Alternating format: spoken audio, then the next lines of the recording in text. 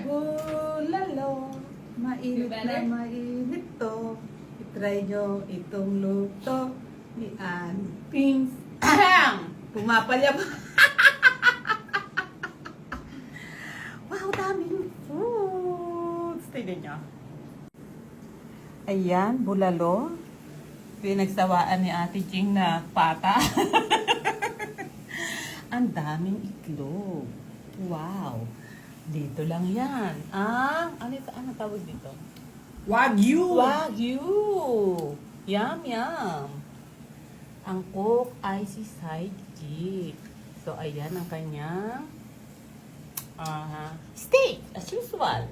So, ayan pa yung ating crispy pata. Meron akong ginawang sauce. Yan. Yehey! Ay! Ano ba yan? Tananananan. Tignan natin. Ang wagyu. Masarap talaga. Yummy. Dito lang yan. Sa bahay ni Ate Ting. Wala pa yung naantay namin. Shout out, Ate Baby, nawawala ka. Ito naman, kailan pa ba ito? Bago lang ba ito? Natural! Ano naman? Hindi pa mo ka titimpla ko lang eh. Siyempre, magtatanong lang. Bago. Yung pata, kahapon. Yan na, puro bago na lahat yan. Yes, sabid ako. Puro bago na lahat yan. Sarap. Ay, yung dinuguan mo ba, bago? Uy, oo! Kailan? Kahapon niluto Kita mo, ko. dahil luma na rin. Ay, naka-live ka ba? Oo, bakit? Kaya sasabit ako. Meron pa lang nakatutok, makasa na.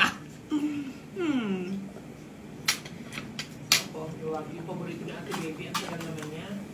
Ate Baby, asa akin Siyempre na ba? kasama to, tapos yung diluguan. Baby! May dala ko ng gusto dinuguan niya, dito. request na dinuguan at saka wagyu. Ate Baby, saan ka na? Alas, isang usapan natin. Mag-11 na. May utak. Ate Baby! Ingat kayo sa daan. Saan na kayo? Grabe. Ako So, ang tingnan natin si kapitbahay. Ano pa ba niluluto ron? Ewan ko dito. Tigil ang kaluluto. Siya ang in-charge niya. Sarap mga kapitbahay. Pag ganito nang pupuntahan mong kapitbahay, hayaan mo na huwag ka nang tumira sa bahay niyo.